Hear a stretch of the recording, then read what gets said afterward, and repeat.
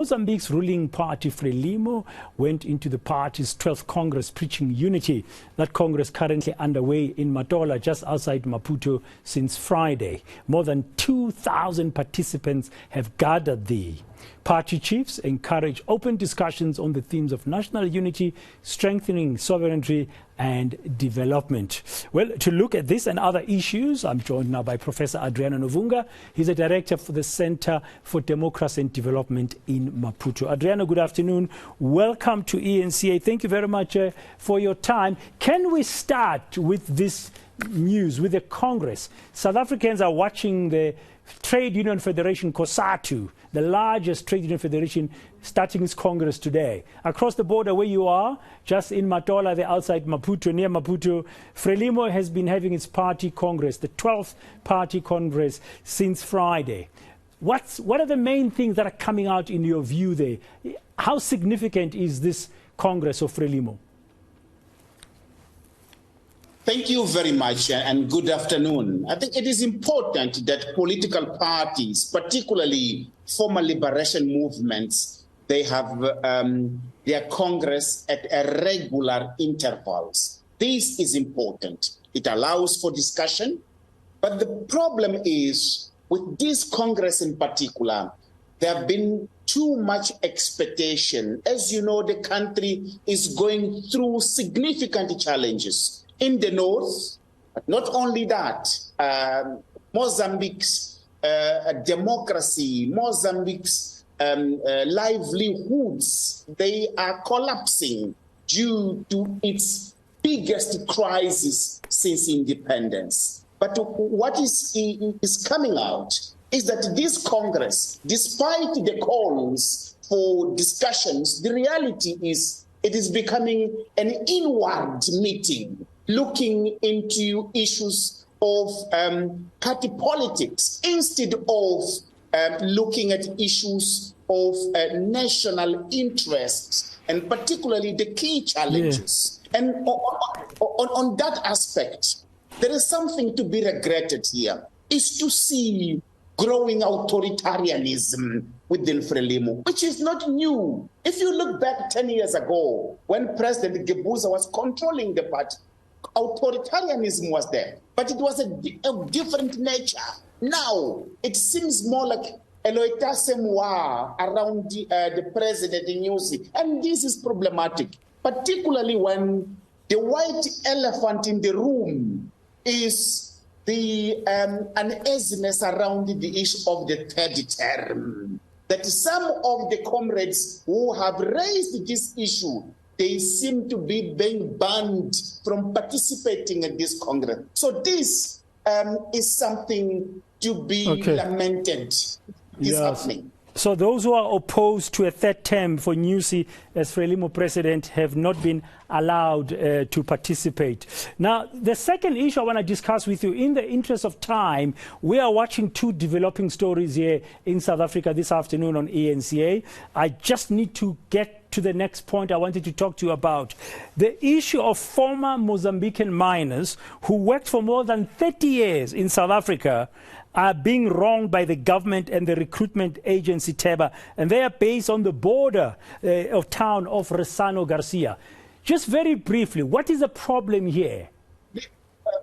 This is an issue that is unacceptable to see happening. Mine workers, they have been spending their youth, contracting diseases like TBs, and they have been deducting money to be paid after they ended their term in South Africa, as they have been recruited by TEBA.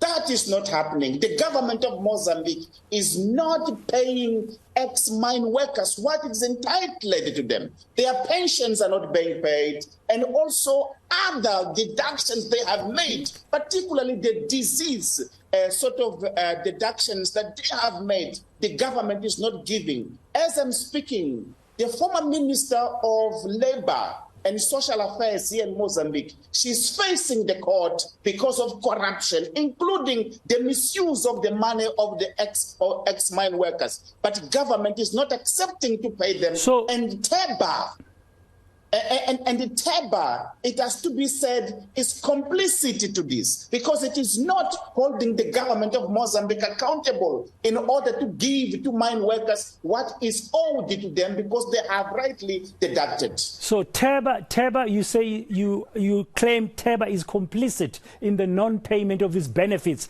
either for disease or pensions. The money, though, is with the Mozambican government?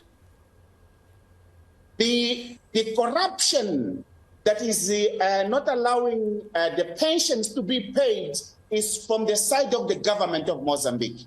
But Teba is the agency that has recruited the mine workers. It has been recruiting for the last 100 years, and they know the clauses. They were signed previously with the Portuguese government and been continuing under the current government, that mine workers, part of their payment is to be deducted, to be paid when they retire in Mozambique. That is not happening. How many miners are we talking about, and what are you doing to assist them?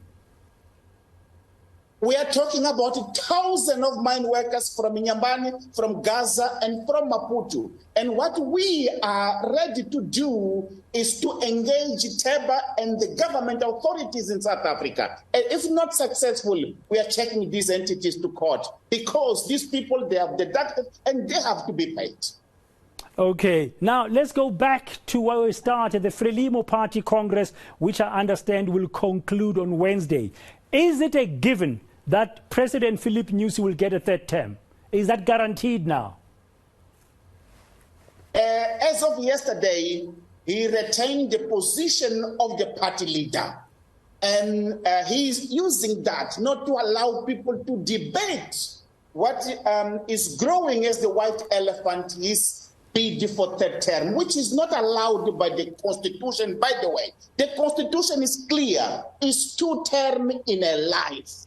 An attempt to change the Constitution, it is illegal, it goes against the Frelimo principles, it goes against the will of the nation. Now, he will, of course, try to use his 2.5 years that he has at hand towards the end of the term to try that. President Gebos also tried that. He failed. And we hope that Mozambique society will mobilize, will galvanize against any attempt of the third term, which is something problematic, because going through these challenges, it would be the time for the Mozambican people to reconcile in tackling key issues, including violent extremism in the north, unemployment, corruption, etc. But that is not happening because sideline issues like an attempt to third term is stopping us from discussing key issues of the nation. Okay, Adriano, thank you very much for your time. And just those 2 main issues, the plight of Mozambique and thousands of Mozambican miners who are not being paid what is duly theirs by the government in terms of pensions and also in terms of disease support. And you are going to be taking up their cause with Teba and the South African government. We'll have to follow that up on. And of course, on the matter of the Frelimo Party's 12th Congress, that's going to end on Wednesday. Thank you very much, Professor Adriano Nuvunga, the Director of the Center for Democracy and Development in Maputo.